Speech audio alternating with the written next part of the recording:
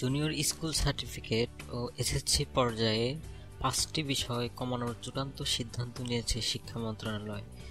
জেএসসিতে আগামী শিক্ষাবর্ষ এবং এসএসসিতে ২০১৯ সাল থেকে শিক্ষার্থীরা যথাক্রমে ৩টি এবং ২টি বিষয়ে কম পরীক্ষা দেবে। কর্মকর্তারা জানান, আগামীতে জেএসসি ও জেডিসি পরীক্ষায় ১৩টি বিষয়ের পরিবর্তে 10টি বিষয়ের উপর পরীক্ষা নেওয়া হবে, অর্থাৎ 3টি বিষয়ের উপর পরীক্ষা নেওয়া হবে না। বিষয়গুলো হচ্ছে চারু ও কারুকলা, শারীরিক শিক্ষা ও স্বাস্থ্য এবং কর্ম ও জীবনমুখী শিক্ষা।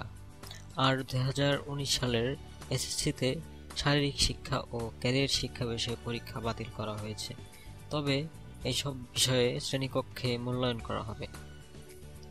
শিক্ষা মন্ত্রণালয়ের মাধ্যমিক ও উচ্চশিক্ষা বিভাগের অতিরিক্ত সচিব চৌধুরী মুফাদ আহমদ বলেন, বিষয় কমানো সংযোজন একটি চলমান প্রক্রিয়া, প্রতি বছর অন্তর অন্তর এটি হয়।